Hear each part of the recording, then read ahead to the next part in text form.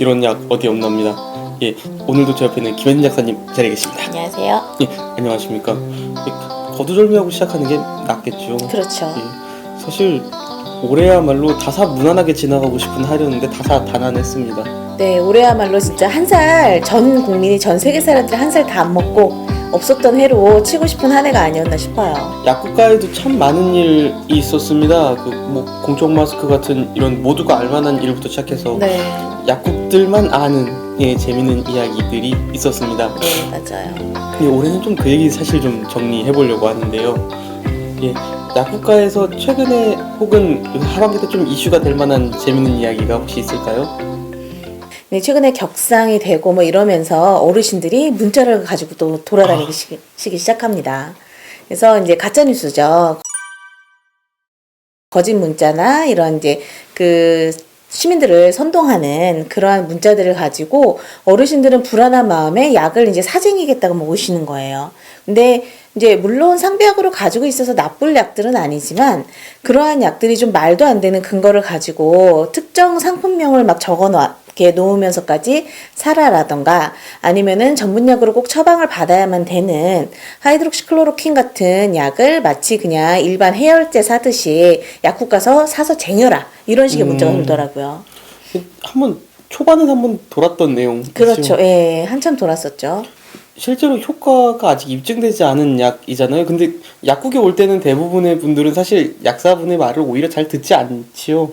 그러니까 사실 코로나 바이러스라는 게 그 문자에 있는 그러한 증상을 완화시키는 증상 치료제로 치료가 되는 게 아니잖아요. 그래서 만약에 코로나에 자기가 감염이 되고 실제로 확진 환자라면 그런 어떤 증상을 은폐하지 않고 빨리 치료를 받는 게 우선이에요. 환자 본인을 위해서도 그렇고 주변에 그 같이 생활을 하는 사람들을 위해서도. 근데 거기에 있는 대부분의 약들은 일단 열이 나니까 열을 내리게 하는 해열제들이 거의 대부분이에요. 그러니까 뭔가 증상을 은폐하고 내가 지금 코로나 유사 증상이 있는 거를 감추게 만드는 그런 거를 마치 상비약이라고 구매를 하라고 코로나를 치료하는 약이라고 막 되게 호도를 하고 있더라고요. 예, 사실 약사사회 내부에서도 이런 가짜 뉴스에 대한 문제가 사실 좀 해결책이 필요하다는 생각은 좀 듭니다. 네, 그러니까 맞아요. 특히 이제 코로나19를 좀 의심할 만한 이제 편찮으신 분들이 왔을 때 단순히 뭐 아까 말씀하셨던 것처럼 엔세이드 제제나 이런 제제들을 먹으면서 괜찮다고 생각하면 나중에 확진 생겼을 때는 그 책임은 결국에 약국이 다 뒤집어 쓰게 되는 상황이 되잖아요. 그렇죠. 지금 약국에 다녀간 확진 환자가 굉장히 많아요. 그래서 벌써 확진 환자가 다녀간 약국이 2,000여 곳이 넘는다는 예. 얘기가 있더라고요. 그래서 제 주변에도 벌써 한 번 왔다 갔는데 그친 게 아니라 벌써 한 3번째 확진 환자가 왔다 가고 이런 약국이 굉장히 많아요. 그러다 보니까 약사들 사이에서도 또 약국에서도 뭔가 이렇게 대책이 필요한 시점입니다. 예, 단순히 이게 한 약국의 사실 문제는 아닐 겁니다. 가짜 뉴스로 인해서 벌어지는 피해가 국민한테도 있겠지만 실제 약국도 그 문제에서 자유로울 수 없으니까요. 그렇죠. 예, 해결하기 위한 여러 가지 노력이 필요하다고 보여집니다. 또 하나의 재밌는 이야기를 살짝 해보고자 합니다. 예, 이 한마디로 먼저 좀 설명을 하겠습니다. 올해도 약사는 약사님이 아니고 아저씨 아줌마. 최근에 혹시 텔레비에서 TV라고 예. 해야죠. TV에서 요양보호사를 아줌마랑 아저씨라고 부르지 말아라 하면서 요양보호사라고 불러달라.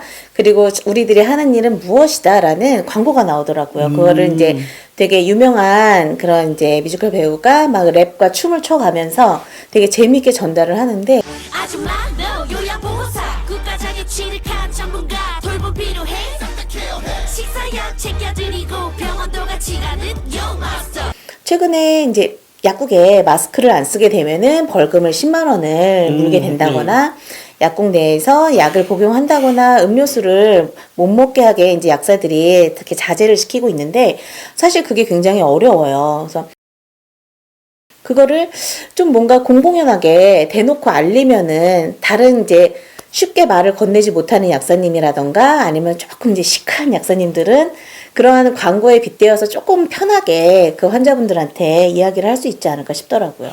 예, 실제로 약사의 차원에서 노력이 없었던 건 아닙니다만 어느 공간이든지 네. 사실 마스크를 벗는 일이 많은데 특히 약국 같은 경우는 진입이 워낙 쉽고 또 그쵸. 병과 관련된 의료기관이라는 데서 3단계가 돼도 사실 의료기관이랑 약국은 살아남잖아요. 그렇죠. 필수 기관이기 때문에 저희는 문을 꼭 열어야 되는 상황이죠.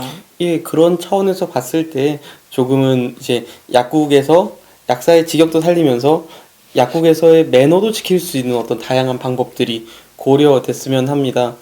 오늘 마치면서 제가 딱 이제 요청드리고 싶은 것 중에 하나는 뭔가 이렇게 떠도는 문자에 막 이렇게 믿음을 너무 주지 마시고 약의 전문가는 약사거든요. 약국에 가서 꼭 한번 물어보세요. 이게 약국에서 최근 나오는 좀 이슈들로 그냥 간단하게 한번 이게 12월 마지막 2020년의 마지막 꾸려봤습니다. 2020년 사실 어떻게 뭐 소감이라고 할 게 있으신지요? 2020년은 일단은 좀 지우고 싶은 한 해였고, 그 다음에 많은 것을 새롭게 경험하고 많이 배웠던 한 해였던 것 같습니다. 그래서 내년에는 2020년도를 되돌아보면서 어떤 식으로 우리가 더 대비를 하고 더 잘 이겨나가야겠구나라는 뭔가 조금 이렇게 계획이 쓰는 단계인 것 같아요, 이제는.